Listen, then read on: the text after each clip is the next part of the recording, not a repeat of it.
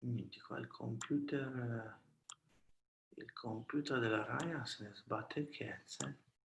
So cos'è di?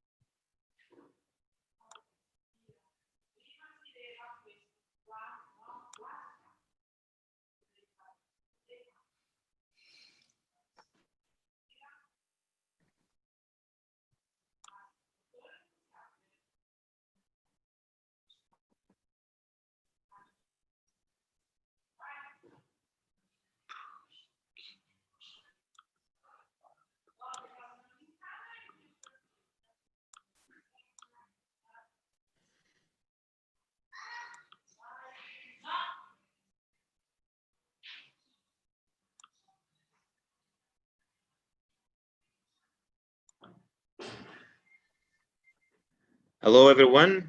Hello, Dr. Andrea. Hello, hi. How are you? Good afternoon, doctor. So I would like to, if you allow me to introduce myself, I am Abdel Hamid. I'm gonna be the moderator for tonight's webinar. First of all, I would like to welcome you all and thank you all for attending tonight. I hope my voice is clear. I know you all are very busy and it's difficult to take some time away. So thank you all for attending tonight. We have a prestigious crowd of healthcare professionals. It's a perfect moment to thank you all, to thank our heroes for the great job they are doing right now, being our first line of defense. I wish I can thank you all in person, one by one, name by name, and even if I can do so, it won't be enough and not even close. So let's welcome our prestigious speaker from Italy, Dr. Andrea Giusti. Dr. Andrea Giusti, how are you, doctor? I think, doctor, Fine, your mic is still muted. fine.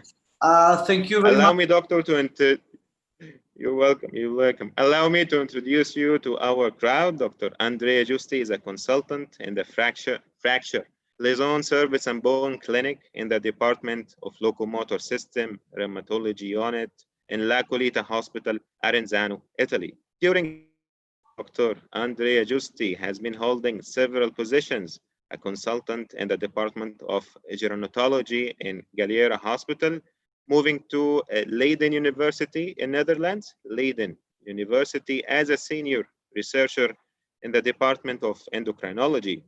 Dr. Andrea Giusti has been the head of bone clinic in the Department of Gerontology and Musculoskeletal Sciences in Galliera Hospital, and he has been working as a contract professor of rheumatology in the School of Medical and Pharmaceutical Sciences in the University of Genoa. Dr. Andrea is a counselor of several advisory boards and a member of several Italian as well as American medical associations. And our doctor has a long record of grants and rewards, not to mention his original contribution in more than 50 publications and book chapters, more than 50 publications. It's very interesting you can't have enough hearing about Dr. Andrea, but I know it's more interesting to hear from him. So before I hand over the mic, Our agenda for tonight is very simple.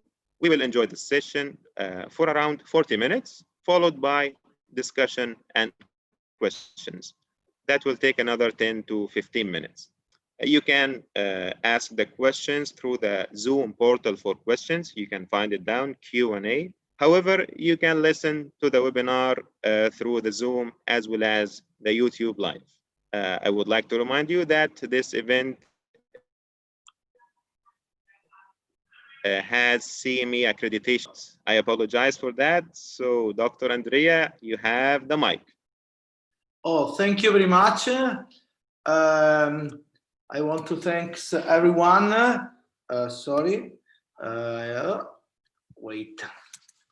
I want to thank everyone, especially PharmaLink, and for this invitation. And can you see the image clear?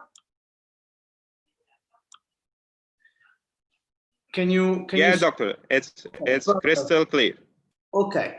Now, this is a really important topic from my point of view, and it's really interesting since this, let's say, pandemia has created, I think, a new opportunity to talk about vitamin D in a completely different manner. And yeah, although this is not the case, especially in Italy, where the pandemic was really a terrible experience, every one of us probably would be happy having a superhero like vitamin D in this figure to fight against the coronavirus. This is not completely true, but I think we have a good chance with vitamin D to improve our struggle against this terrible virus. So we know from a long time that within the classical skeletal effects of vitamin D, namely those related to the calcium and phosphate balance, there are a number of other so-called extraskeletal effects, and this includes the effect against cancer, effect in protection in cardiovascular diseases, and not last, the effect on immunity, immune system, and infectious disease. All of these summarized in the so-called immune modulatory effect of vitamin D. So it is clear since I think 30 years that vitamin D plays a key role in the immune system modulation. And this is clear from two, as you can see here, vitamin D basically interact with all major immune system cells. So this is clear from and this hypothesis that both us to the knowledge of vitamin D and immune system started with the two main observation, basic science observation that in the past year supported this hypothesis. So first of all, the vitamin D receptor is expressed in almost all immune cells, including B and T lymphocytes, monocytes, macrophages, and dendritic cells. The second observation is that some immune cells are able to convert 25-hydroxy to 1,25-dihydroxy vitamin D. So although these two observations related to vitamin D and receptor of vitamin D seems quite easy and let's say obvious, these are really relevant in order to support the idea that vitamin D heavily may influence and interact with the immune system. So first of all, I want to highlight this important point. We know from a number of basic science in vitro and let's say preclinical studies that both monocytes, macrophages, and dendritic cells are able to, one, upregulate the expression of 1-alpha hydroxylase and therefore synthesize 1,25-dihydroxyvitamin D. That means that locally, even when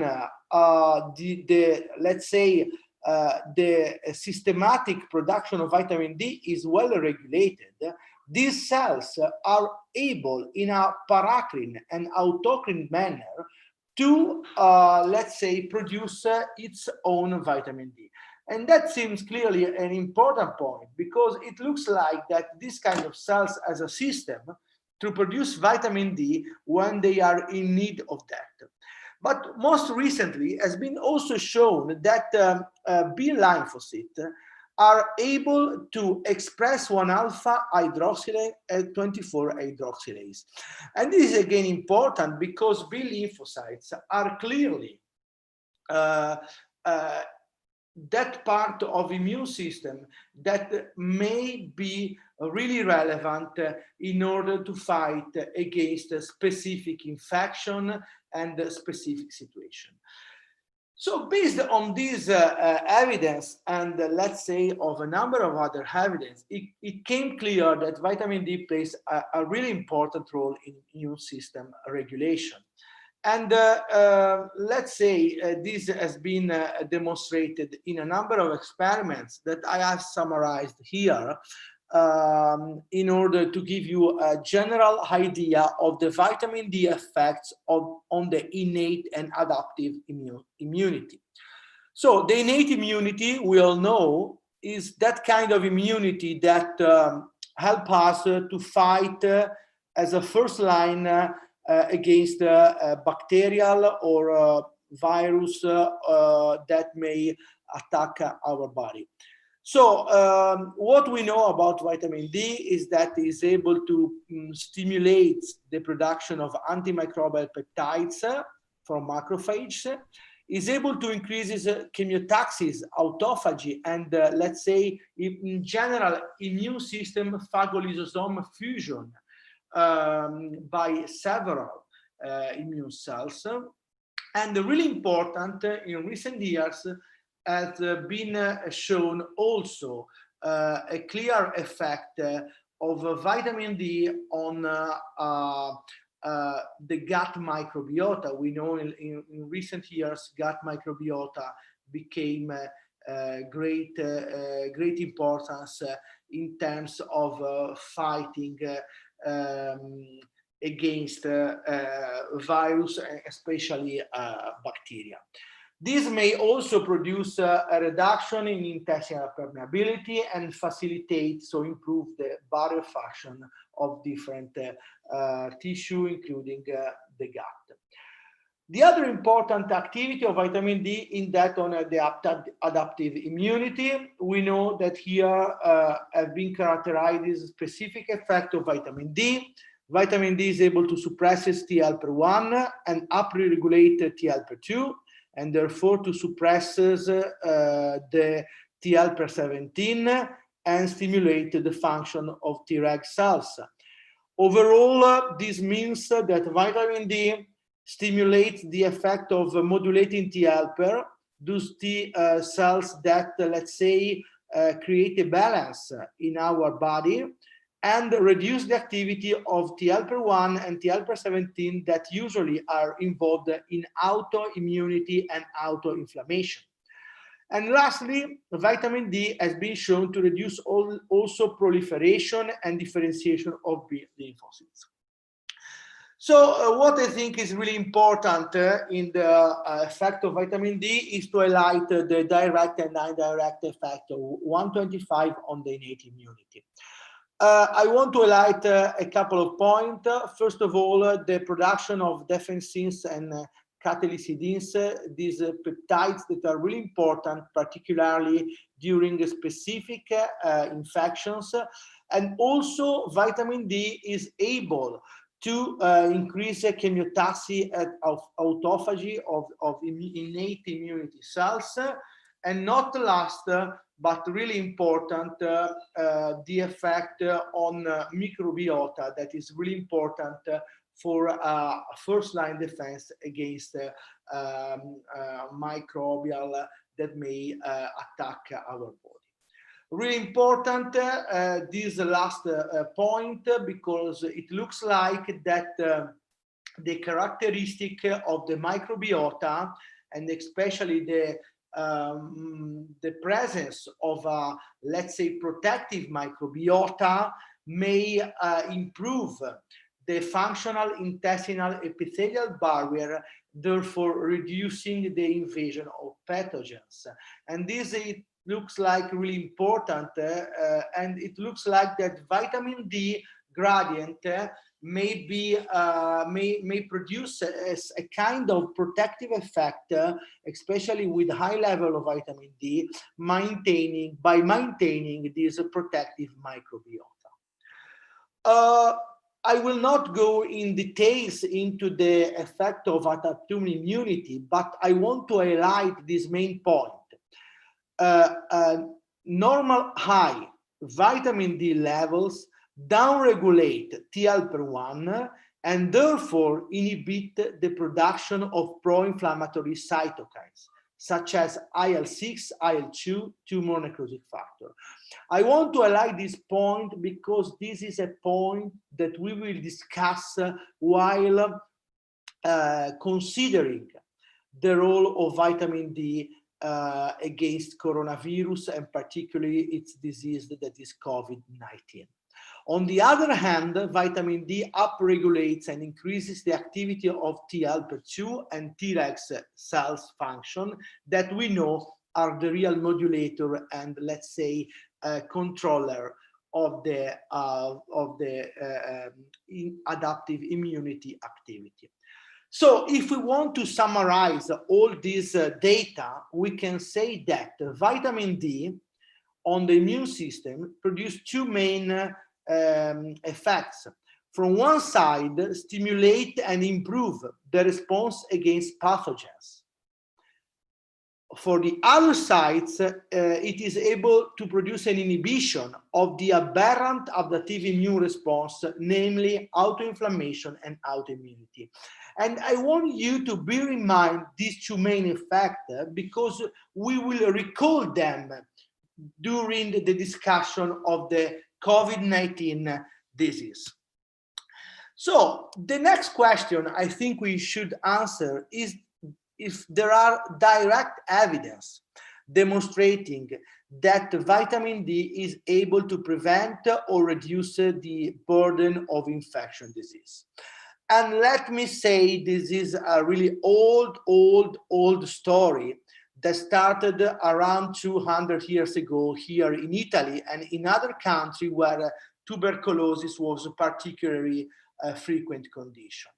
This is a recent study, a meta-analysis of 7 observational studies that evaluated the association between select and baseline characteristics, including vitamin D status and the risk of incidence tuberculosis. We know from a long story that living in a sunny country such as the south of Italy or my region in Italy is a protective condition against tuberculosis. From this initial observation here and in other countries worldwide, researchers started to study this association, and this meta-analysis, really recent meta-analysis, clearly summarize the result of probably 1 century of research, and that is that if you present with vitamin D deficiency, you have an increased risk of having tuberculosis.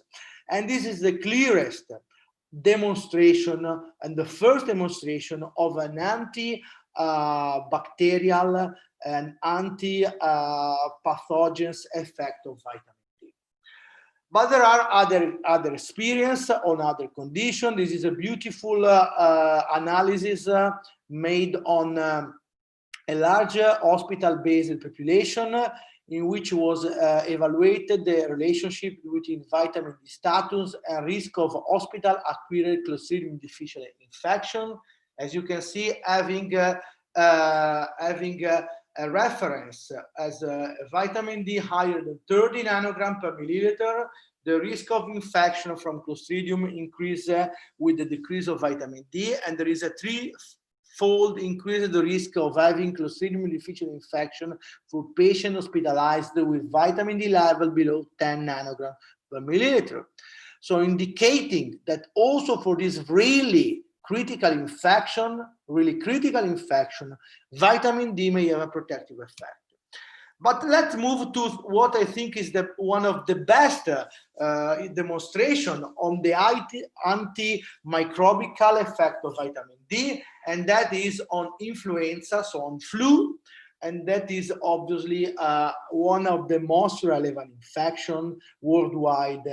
We know that produce a lot of problems, a lot of mortality, a lot of disease burden worldwide since more than 100 years.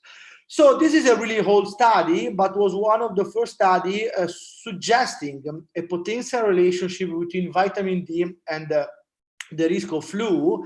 In this study, authors made a kind of ecological studies demonstrating that the higher peak of flu were during the winter times, both in the two hemispheres, and particularly in the North Hemisphere during January, March, October, December, suggesting that in the period of time during which there is the less exposure to the sunlight, there is a higher risk of having the flu, suggesting that the vitamin D, the main product of sun exposure, may be related to the risk of flu.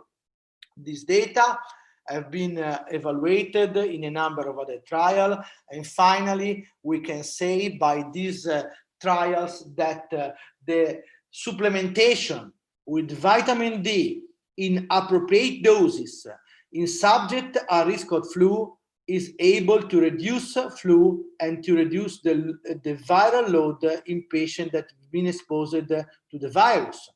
2 out of 5 trials demonstrated clearly that 1,200 units per day of vitamin D is able to reduce the risk of flu of 30% if we include a non-selected population of children and adolescents, but up to 60% if we include the patient not receiving a vaccination, and is able also to reduce the let's say viral load. What is important to know from this picture is that the 3 trials that did not demonstrated these were biased by several bias.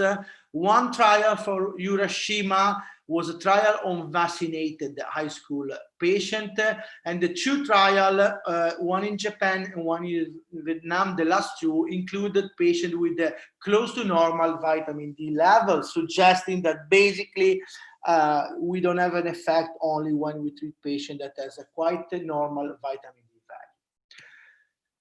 Another important findings is that apart from flu, vitamin D itself is able to reduce the risk of any type of respiratory tract infection. This is an absolutely beautiful meta-analysis from Martineux, published 2 years and a half ago.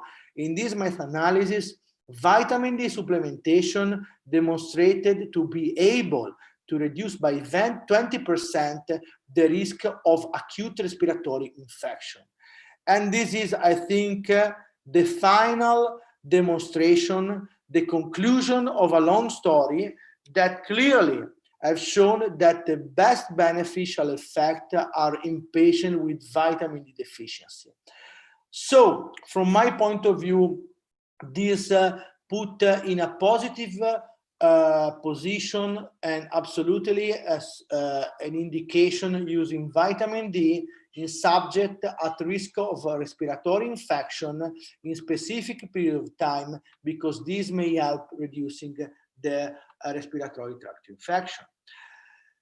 And let's say that vitamin D is able also to reduce the risk of sepsis, and this is related both to respiratory tract infection but also to other sepsis. This is another meta-analysis of 10 observational studies in which you can see the use of vitamin D is able, the presence of vitamin D normal values is able produced a protection against sepsis. This is a quite big trial, as you can see, including 10 observational studies. And not only vitamin D demonstrated to be able to reduce the susceptibility of sepsis in subject at risk, but also the mortality from sepsis is reduced in patients with the normal vitamin D level. This is a recent meta-analysis from 8 observational studies in which was demonstrated a significant reduction in the risk of mortality in patients with normal vitamin D status. So, trying to summarize data about different infectious disease, it looks absolutely clear that vitamin D is able to reduce the incidence of both bacterial and viral infectious disease, but not only, also to reduce the mortality and the complication in this patient. For the sake of reducing the time, I have not included the slides, but there are also data demonstrating a reduction of in-hospital cost in patients with infection using vitamin D. So, how all this information may apply on the SARS-CoV-2 infection and COVID-19 pandemic? I think that all of you quite well know this really sad story. In December 19, this new coronavirus infection was identified in China, and unfortunately, by the end of February, started widespread in all the world, and during this period of time, spring involved all countries worldwide. In Italy, we had more than 35,000 deaths from that, and I think a dramatic consequence for the health of every human being worldwide. So it's clear that this infection is a really new enemy for the human beings, and we now know how does it work, that this infection so rapidly may widespread and so rapidly may kill people. First of all, we know now that in the pathogenesis of COVID-19, a really important role is played by these spike proteins that are on the surface of the coronavirus and that are able to bind to the angiotensin converting enzyme ACE2 receptors, and therefore help the virus entering into the cells. And I want you to bear in mind clear this point, because I think this mechanism is really important in relation to the vitamin D potential protective effect against this infection. Another important point is that not all subjects with the coronavirus infection develop, let's say, the final complex disease, the COVID-19, with all the complications of the disease.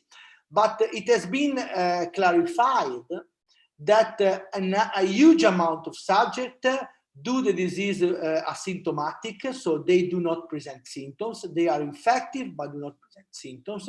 And a large proportion of subjects has a mild to moderate disease, but without a real complication of the clinical picture. While a minority of the patient presents with these cytokine storms that at the end produce this severe respiratory insufficiency that may bring to death. And this is related especially to these cytokine storms that is an autoinflammatory condition related to several cytokines, including particularly IL-6, interleukin-6, and other cytokines. And this is another point that I want you to bear in mind in order to focus on the next step, this potential protective effect of vitamin D.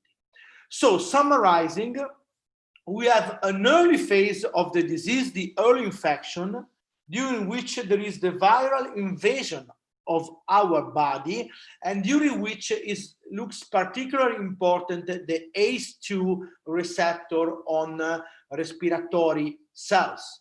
Then, in some patients, there is a late infection that is a complication of the viral invasion with a hyperinflammation phase, autoimmune phase, in which there is some kind of cytokine storm that produces the final clinical picture with a high risk of death. Now, how can vitamin D interact with this condition and let's say help reducing the infections and also the complication of the disease? I will move point by point in order to make clear the main point. First of all, there are absolutely relevant evidence demonstrating that vitamin D deficiency is able to activate the renin-angiotensin system and therefore increase the expression of ACE2 receptor on the lung cells. This is a really important point because we know that these receptors are really important to let the coronavirus entering the lung cells. And a recent trial, let's say, basic research investigation clarified clearly this point, demonstrating that the interaction in between vitamin D and vitamin D receptor produce a signaling that is able to attenuate the acute lung injury exactly by both blocking the ACE2 receptor pathway. So therefore, there have been published papers before this pandemic demonstrating that vitamin D is able to block the entering of the virus into the cells via this ACE2 receptor. And I think this is really important for our actual scenario with coronavirus. But let's move on to another important point. There are several lines of evidence. I have not included all the studies, especially all the basic science studies that clearly demonstrated that vitamin D is able to decrease the interleukin-6 expression in the liver of diabetic mice. You can see this beautiful experimental study in which these mice with diabetes were exposed to vitamin D, and as you can see, the expression of IL-6 mRNA was significantly lower compared to diabetic mice without T3. So suggesting that vitamin D may have, let's say, an anti-inflammatory effect, especially against these really important cytokines.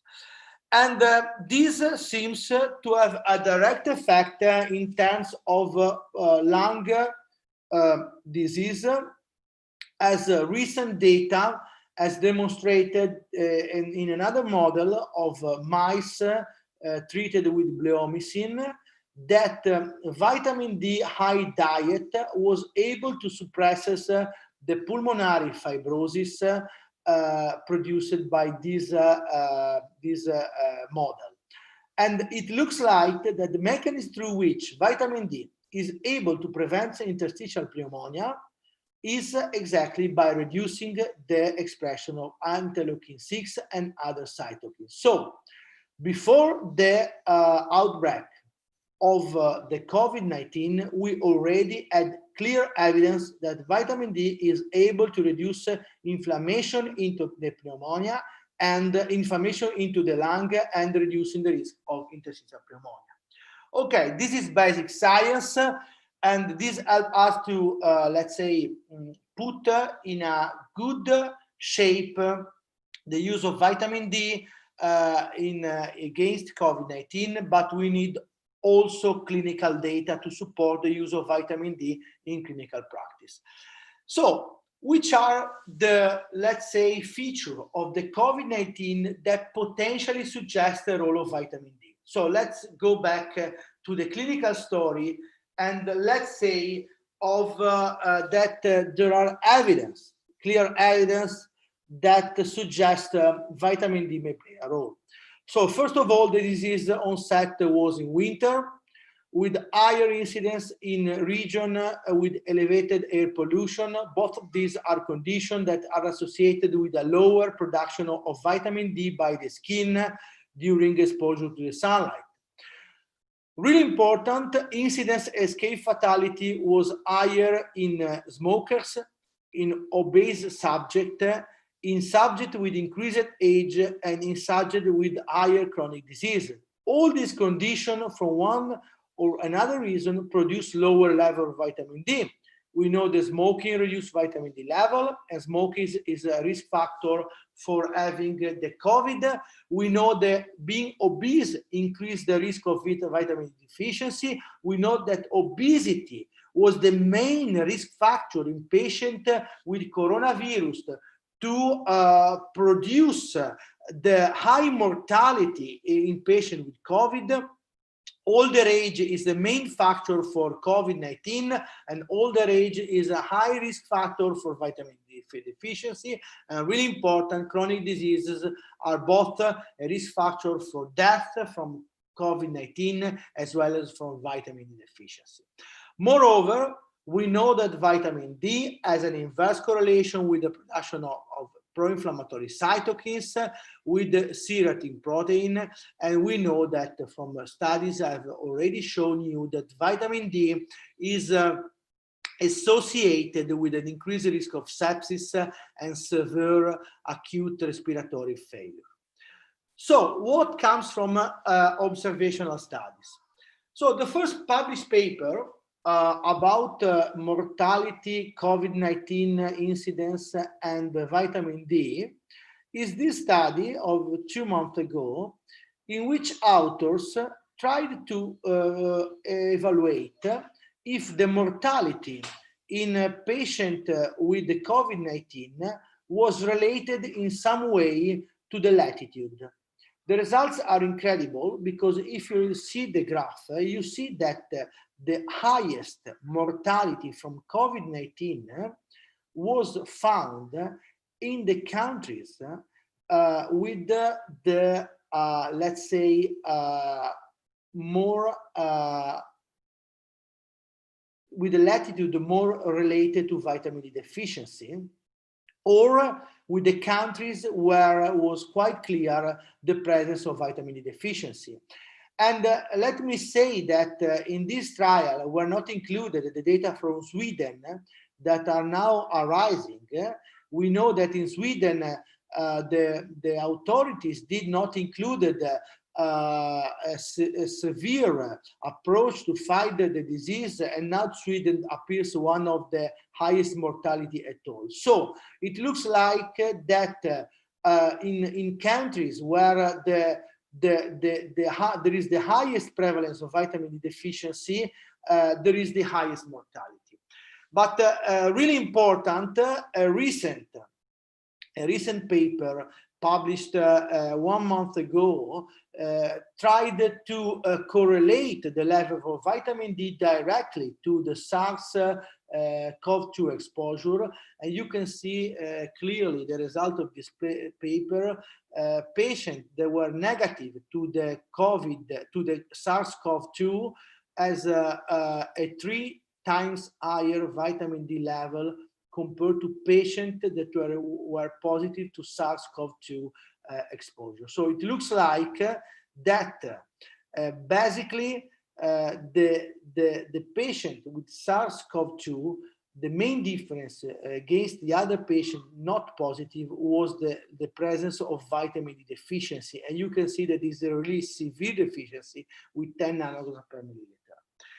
And this brings us to another important study, the last study that is really relevant to the story of vitamin D. This is a beautiful paper published 1 month ago, in which author tried to correlate the mean levels of 25-hydroxyvitamin D in specific countries with the incidence of COVID-19 and mortality. So basically, the author have extrapolated the mean level of vitamin D from different studies reporting mean level of vitamin D in the different countries from the literature, and then extrapolated the data on COVID-19 and COVID-19 mortality from the WHO and local databases, and tried to make a correlation.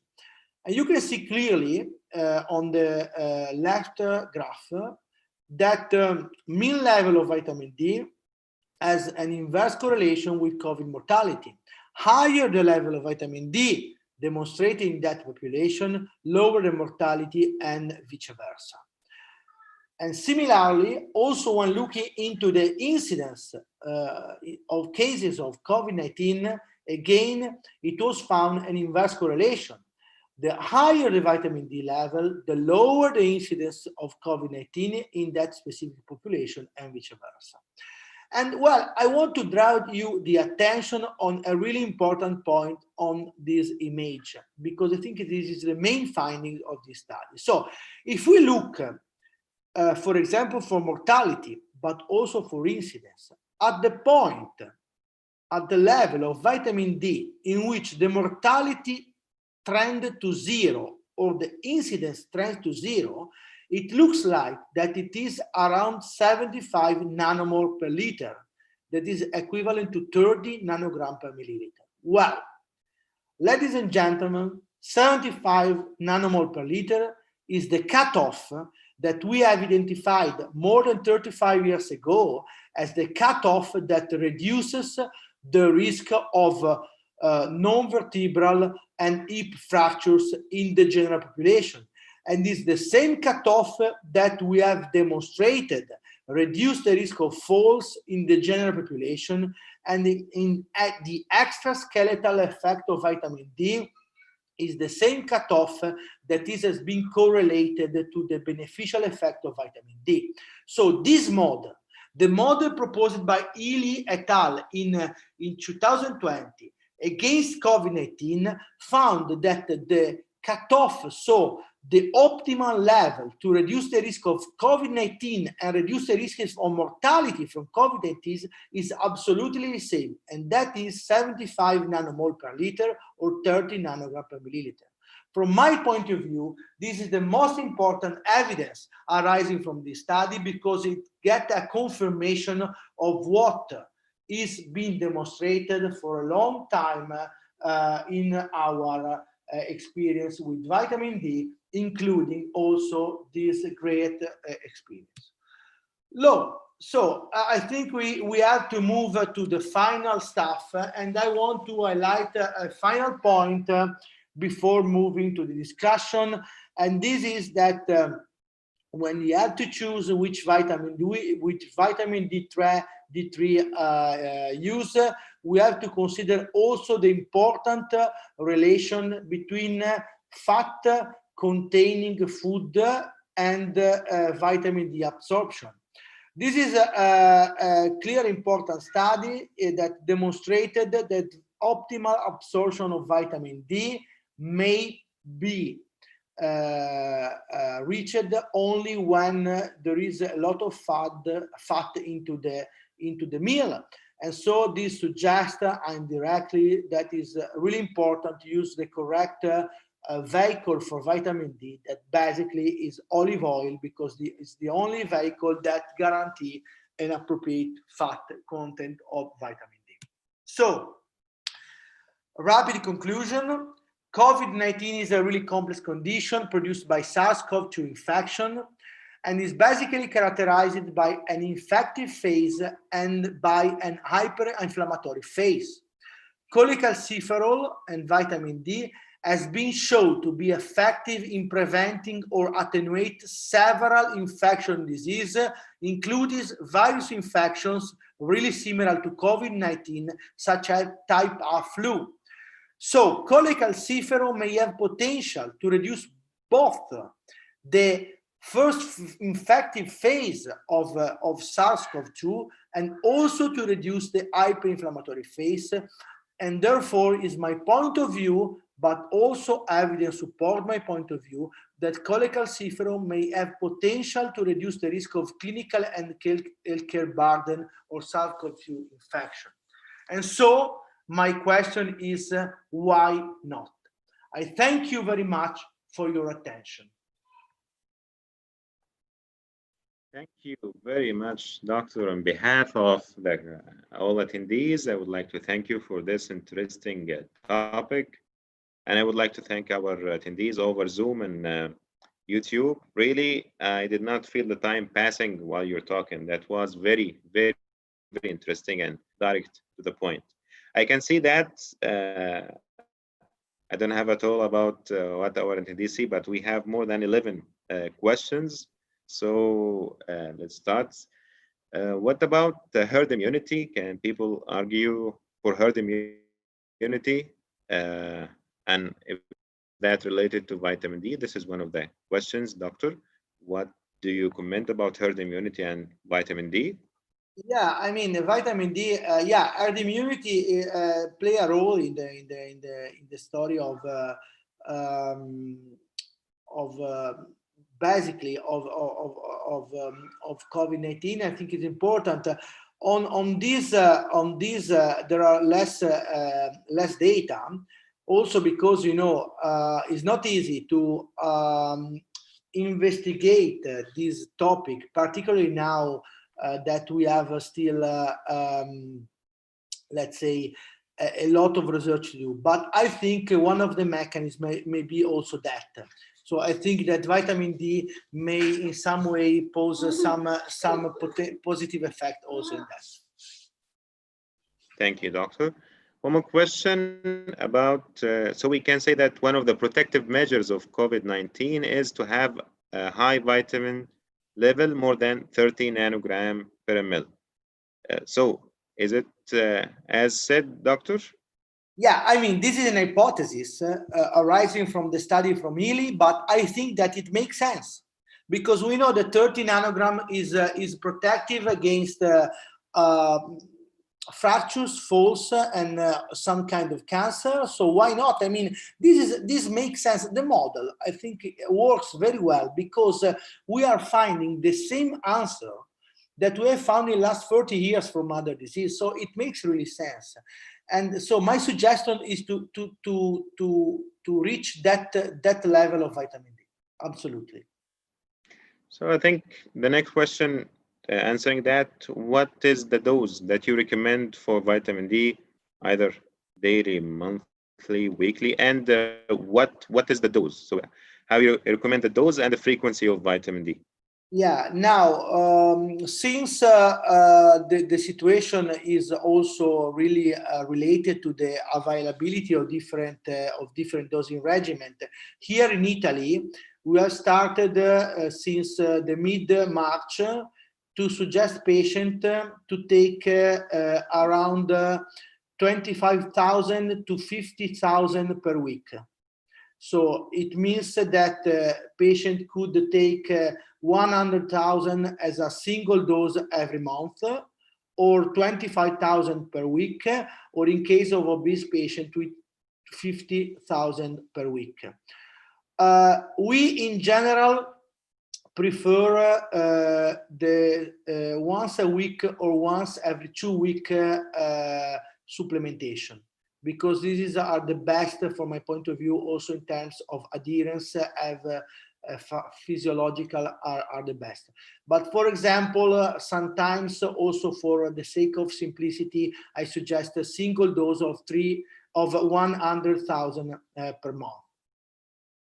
In patients with deficiency, I strongly suggest a loading dose of 300,000 as a single loading dose. It may be useful in patients with really severe deficiency. Okay, doctor. And one of the other questions also.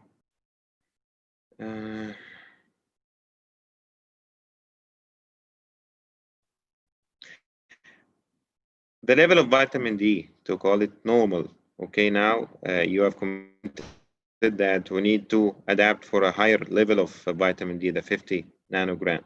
So that will be affected also by the vehicle that is holding the vitamin D? By the vehicle, The vehicle. Yeah. The vehicle is absolutely important. I mean, there are several studies demonstrating that if you don't use a vehicle that is a fat-rich vehicle, you cannot reach the same level. I mean, at the end of the day, with the same dose, you have, let's say, a 200% higher effect if you use a fat vehicle. So based on the use of vitamin D containing olive oil, it's absolutely the best vehicle to reach the optimal level of vitamin D. So one more question, again about the dose, doctor. At the dose of 25 or 50,000 weekly, would that be enough to diminish the cytokine storm accompanied by COVID-19 infection? So this is a great question, really a great question. I mean, I don't have an answer, but I think that if you give to the patient 50,000 units once a week, for sure you reach a really relevant level, except for example, for really obese patient with the really low vitamin D level at baseline, in which maybe there is the need of a greater starting dose. So I give you an example. We are now doing, luckily, our COVID-19 clinic is quite close now, but in the last 3 weeks, we used to give to patients admitted with COVID-19 infection 300,000 the first day, so once we had the diagnosis, and after that we started to give 50,000 per week. And we have nice data suggesting that after 3 weeks you reach 30 nanogram per milliliter. And I don't know if it's a pure case, but in our unit, mortality from COVID-19 has decreased in the last month. That is basically the month in which we started higher doses of vitamin D. Okay, one more question is asking about, you mentioned that Italy and Spain have increased prevalence of vitamin D deficiency. And how is that possible when people spend more time in sun than northern countries? And he's asking also about in some cultures where women are more covered or wearing hijab, etc., and with low sun exposure, but their incidence of cancer, infection, TB, etc., is greater. So how can you explain that? That's from Dr. Paul, if I'm not mistaken. Now, first of all, Italy, Spain, Greece, France is a well-known story. We have a lower vitamin D level for 2 main reasons. First of all, although we are sunny countries, we don't spend during the winter so much time outside taking the sun. And this is due to the fact that in general, we live a lot indoors, such as other countries. And also during the summer, when we take the sun, we put cream against melanoma or other skin cancer. And this cream is well established that inhibit the production of vitamin D. The other point against Nordic countries is that Sweden, Norway, Netherlands, England, Germany has applied general law for the liberal fortification of foods in the market. So when you say you are in Sweden, for example, and you buy half a liter of milk, in that half a liter, there are something like 300,000 units of vitamin D. So that means that this population are exposed to vitamin D And so they don't need the supplementation, while we in the south of Europe, we need supplementation. With regard to the other point, the relation in between vitamin D and several types of cancer is really complex. Is really complex. Consider that, for example, just to give you an idea, a couple of, let's say 30 years ago, there was this story that black people, people from Central Africa, has a higher risk of dying from melanoma because in black people, melanoma was more aggressive.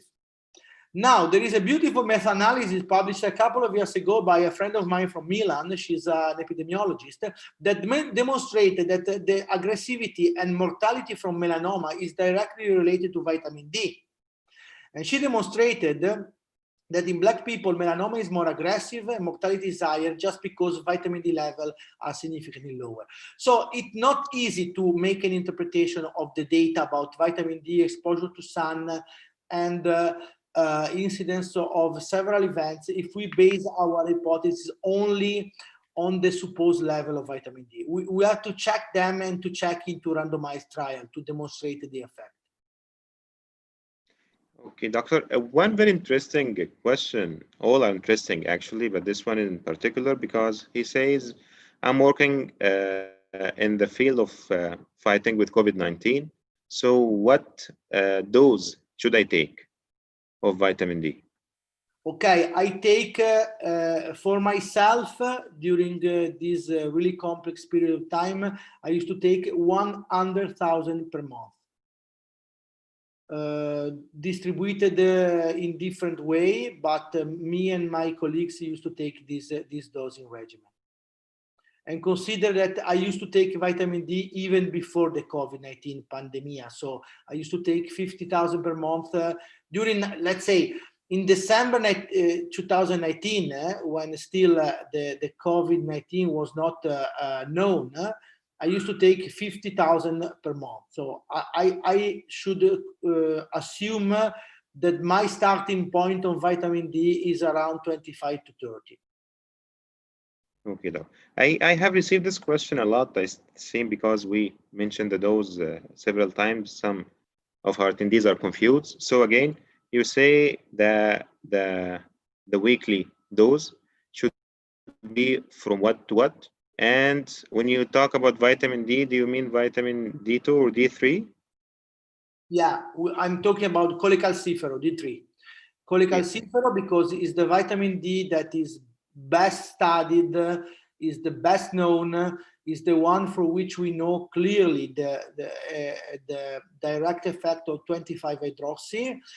And well, the weekly dose is because, from my point of view, is really easy to remind to patients. But it really depends also where you are. For example, in an inpatient clinic, when there are nurses that give vitamin D to patients, you can use any kind of dosing regimen you like. You can give it once a week, once a day, once every 3 days, once every 2 weeks.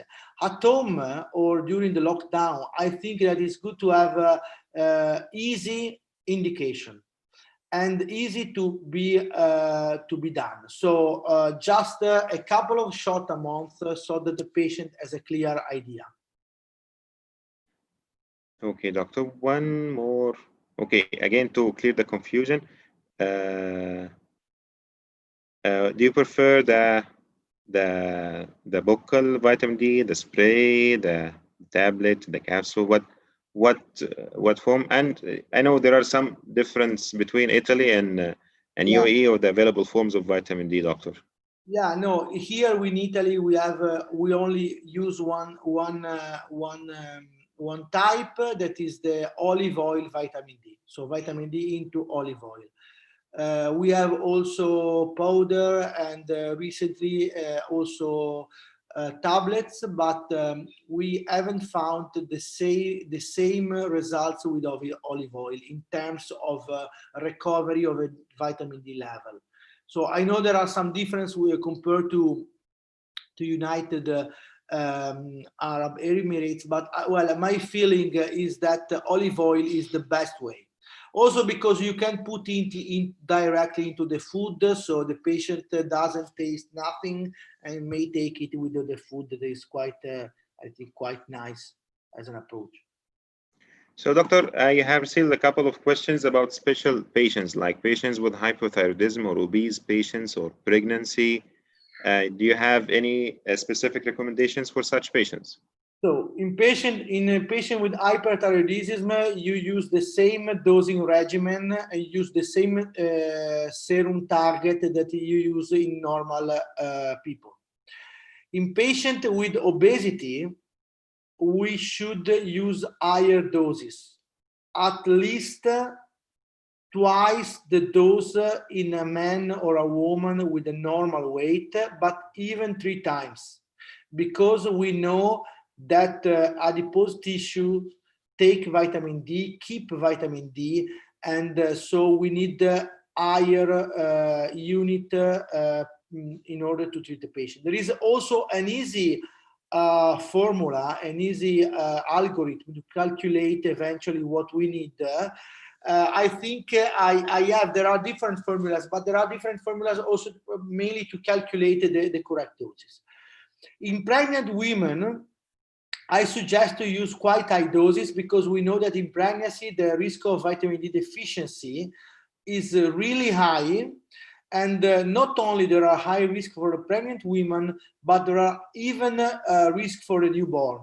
So in general, since we know that in pregnant women, vitamin D supplementation is absolutely safe when we use vitamin D3, so cholecalciferol, I suggest to use high doses. So you can consider something like 1.5 the dose you are going to use in not pregnant women, for giving an idea. Okay, another question about patients with allergies, with allergic diseases. What Well, could be the dose? in allergy, there are a couple of studies that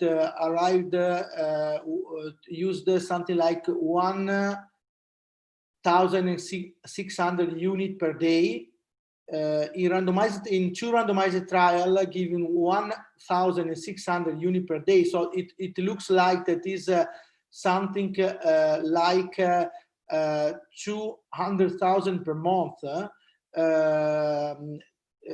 This was effective in reducing for example, atopic dermatitis in children. So patients with asthma or other allergies should use high doses of vitamin D.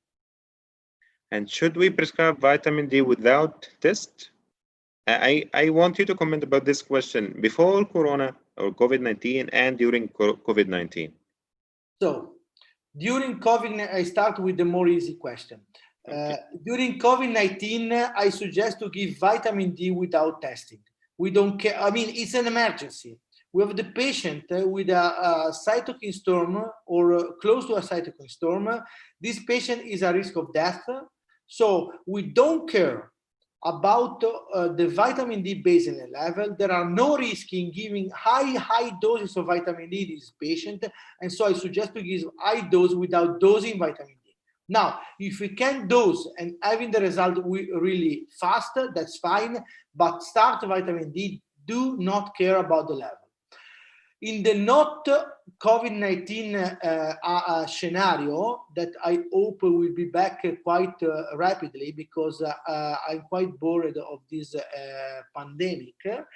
In this scenario, I suggest to start giving vitamin D without dosing, also in patients at high risk of deficiency. So older adults, pregnant women, obese patient with chronic disease, you can start giving vitamin D.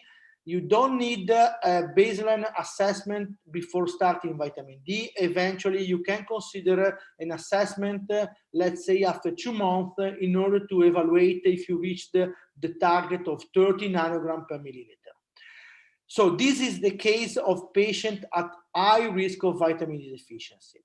In otherwise healthy patient or subject with no relevant diseases of younger ages and not in a condition of risk of deficiency, I suggest before giving vitamin D to make a test. This is not because there are risks in giving vitamin D, but just not to, let's say, spend too much money to give high doses when they are not needed. And what about patients with renal failure? What would be the recommendations for them? In this case, guidelines suggest to give active metabolite, but also to give also vitamin D3. And that is because we know that also in patients with the really advanced renal failure, let's say stage 4 and stage 5 or 5D, the autocrine and paracrine mechanism of activation of vitamin D is still effective. So peripheral cells, even when the kidney have lost the function of 1-alpha hydroxylation, are still able to make the 1-alpha hydroxylation of vitamin D. And this mechanism is needed to the body, and so you should give also cholecalciferol in order to maintain the level around 30 nanograms per milliliter, together, of course, with calcitriol that is used to maintain a low level of PTH. I think I got also a couple of questions still. Okay, you're asking now, we have, or we should prescribe it without a test. The question is for how long and what are the side effects? So if the dose we're giving weekly, 50,000 or 25,000 weekly, for how long can we prescribe that to the patient? How long before seeing any side effect, or is there any possible toxicity or vitamin D toxicity if we're following this regimen for more than 2 or 3 months? No, in general, I use this loading dose of 50,000 units per week for, let's say, 12 weeks or even 16 weeks, and then move to a lower dose, assuming that I've reached the normal level, that is around 50,000 every 2 weeks or every month. So in general, consider that there are really old studies. We are talking about studies published in the 80s, in which patients receiving something like 10,000 units per day, so 10,000 units per day up to 9 months, and there was no risk of overdosing or, let's say, toxicity. So my feeling is that except for 2 conditions that I will tell you later, in general, you can use really high doses without any risk of having toxicity or over vitamin D. There are only 2 conditions in which you should stay really careful, and it is sarcoidosis, because in sarcoidosis there is a free 1-alpha hydroxylation activity by the sarcoidotic lesion. So we are talking about active sarcoidosis, and in a patient with the primary hyperparathyroidism, in which there is also hypercalcemia, in which you should use vitamin D, but not so high doses. In all other conditions, I don't feel there is a risk of adverse events related to too high doses of vitamin D.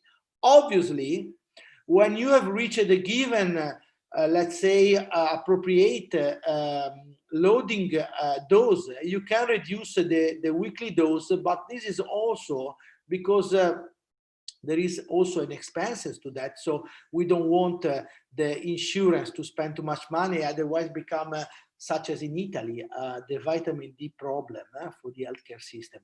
But in general, I don't care about the toxicity up to 9 months of high doses of vitamin D, such the one I've already explained.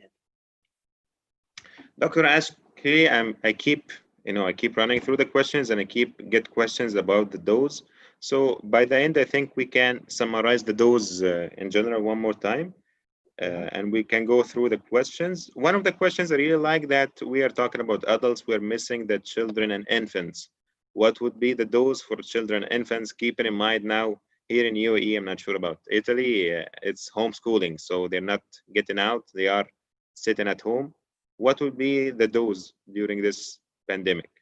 My child that is 7 years old has taken up to the end of May 600 unit every day, and consider that he is really thin. He's really thin because he's less than 20 kilogram. So he took 600 unit every day. And now in June, I started to give 600 unit every other day. So one day yes, one day no. In other condition, I suggested for child of higher weight to reach also the dose of 1,000 per day. And in general, this is not only for the lockdown, because the lockdown was a problem, but in general, I suggest this dosing regimen in children and adolescents during the winter, independently of the COVID-19. What makes the difference is that now that we are in close to summer, I continue to give my child vitamin D up to July, because I feel that during the winter and lockdown, he went really down as a vitamin D. These are the main doses I suggest to every pediatrician here in Italy. I think in children and adolescents, we don't need in general the loading dose. We can work with these daily doses that are usually really effective. And of course, also in this situation, don't have fear of giving too much vitamin D. It's not a problem. Absolutely is not a problem. Okay, doctor. One interesting question. Actually, all questions are interesting. You can see the questions are going direct, the take-home message, the dosing, the how long, etc. One also is asking about the injections. If they are going to prefer injections, how would be the dose? Okay, we know that injections are a little bit less effective in increasing vitamin D compared to oral way. So if we decide to use cholecalciferol in injection, you should consider to increase the overall dose, let's say by with a ratio that is 1:2 or 1:1.5. So basically, you should increase by 50%. Or if you prefer, you can reduce the frequency of the injection. For example, if we decide to give a patient 100,000 per month with the oral dose, with the injection, you give 100,000 every 3 weeks. So basically, this is let's say the exercise you have to do. With the injection, you should increase a little bit the cumulative dose, because unfortunately, there is less effective in increasing the serum 25-hydroxyvitamin D. Okay, doctors, one question I think we missed to talk about, a very valuable segment, the elderlies. Would you recommend a different dose for elderlies of vitamin D? Yeah, in the elderlies, use as high as the possible dose you can use. I mean, elderly people are naturally at high risk of vitamin D deficiency. Consider that the skin is no more able to produce vitamin D because there is no more substrate to produce that. Consider that the gastrointestinal system is less able to absorb vitamin D.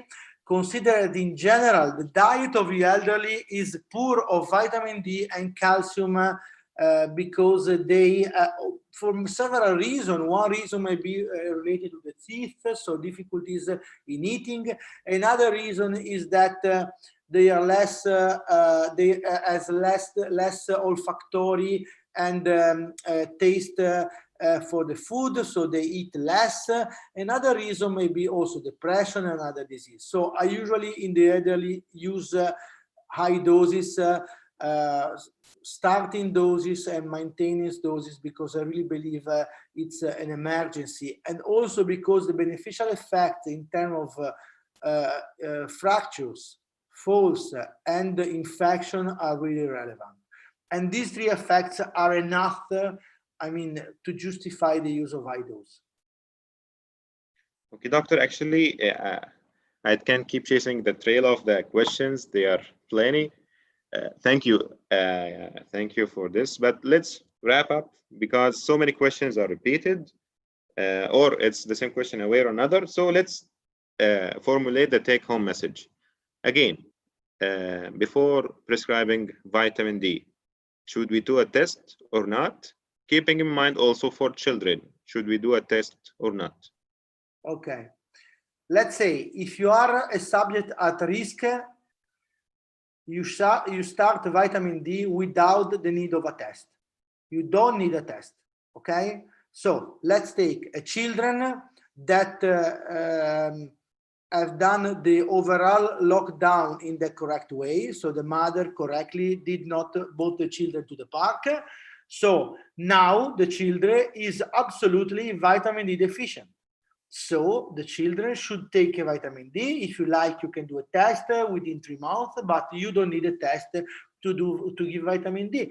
The same is, for example, to give you another example, not related to COVID-19, an older adult that is not taking actually vitamin D is for sure below 10 nanogram per milliliter. That means that he presents with osteomalacia. And so start with high dose vitamin D and consider the testing later on. The test should be considered mandatory for the supplementation, but not so strictly mandatory, only in healthy adult in which there is no evidence of a deficiency. So let's take a soccer player that it's healthy, has no disease, is young, and stay a lot outside. So you can give to him low dose vitamin D, eventually consider testing before giving them. But in general, for the overall population that we are used to face, that are frail older adults, children and adolescents, pregnant women, obese men or women, and subject that unfortunately stayed in the lockdown into indoor, we can give vitamin D without the need of a test. Okay, doctor. Now, which dose or frequency should it be? Weekly, daily, monthly? Of course, you said the loading dose, a high dose of injection alone is not recommended unless it's combined with a maintenance or a frequent dose. So weekly, monthly, daily, which is best? So there is no one best. I can give you my experience. I usually give weekly or every 2-week dosing regimen. Okay. Except in specific condition in which the patient specifically asked for me for a more or less frequent dosing regimen. Otherwise, my top dosing regimen is 50,000 every 2 weeks. This is the top of the top. The other regimen is 100,000 every 2 weeks. So this is the regimens I use. Every 2 weeks, I decide the dose, but I give every 2 weeks. So weekly from 25 to 50,000. Exactly. Except for the children and adolescents, in which I use absolutely only the daily dose. In this kind, I use the daily dose. Which is 600 plus. Yeah, it's between 600 and 1,000 per day. 600, 1,000 per day. For how long, doctor? For how long for adults? For how long for children? Adults, I mean, if they have a risk factor, I used to give continuously. I do not stop at all. I mean, eventually I consider to test at what, let's say, for example, after 1 year, I test the vitamin D level. And if I'm, let's say, I think it's optimal, I reduce a little bit the dose and keep maintaining its dose, but a long life. In children and adolescents, I usually use the daily dose only during the winter times or in period in which I know they are risk. While in the summer, I used to stop this dosing regimen. So I do a cycle every winter in this situation. In general, after the age of 18 or 20 years old, I stop the treatment because at that age, the skin is really able to produce vitamin D. We don't need the supplementation. If the young adults is healthy, we don't need supplementation. Okay, doctor. And what about drug-drug interaction, vitamin interaction with other drugs, about toxicity, about anything? Is this a big matter, a big deal, or we should not? No deal with regard to the toxicity. I mean, there is no drug that may increase the toxicity of vitamin D at all. At least if we use other vitamin D types, yes, there is a risk. But if we talk about other drugs, on the other hand, there are drugs that may reduce vitamin D level. We know that warfarin, we know that anticonvulsant, and we know that also a number of other neurologic drugs may reduce vitamin D levels. So in this case, you should be careful, because you can give not enough vitamin D, because the drugs interact with the liver, reducing the ability to activate vitamin D. Okay, I think the final question, again, you answered that again, but to mention, what is your best form you're preferring from vitamin D that provides the higher benefit to the patients? Olive oil with vitamin D. So Okay. this is the top form for using vitamin D. And this is also, I think, clarified into the literature that is the best way to improve vitamin D level. Doctor, thank you. Thank you very much, doctor. And I would like to thank the attendees who are watching us from the Zoom portal or from the YouTube live portal. Actually, we have crossed the limit that we have assigned for the time frame we have assigned for this lecture. And I did not feel the time passing. It was very interesting. And we hope to, one question, when you think that this COVID-19 or Corona pandemic will end? I know not related to the main topic, but what do you think? I don't know. I mean, I don't know. It's I have never seen. I've never seen a disease like that in all my career. In 20 years of internal medicine, I have never seen a disease like that. I've seen when I was in the Netherlands, I've seen rare disease of the bone. I mean, I've seen diseases that are completely crazy disease, but I've never seen like something like that. I hope it will be very soon. I think it will be when we will have a vaccine for treating this disease. But I think that we are doing a good job worldwide, because with the lockdown and with the DPI, we were able to control the disease. So I'm happy with that. I hope very soon for everyone worldwide, because let's say, really strange condition, Thank you, doctor, for the interesting, and thanks for our attendees, healthcare professionals, actually our heroes. We have heroes from all specialties and departments as healthcare professionals. Thank you all very much. And I think that we need to conduct similar events very soon, so keep tuned. Soon again, we'll try to conduct a similar webinar. Thank you again. I can't thank you enough. Stay safe and have a good night. Thank you very much. Have a good night. Bye. Bye-bye. Bye.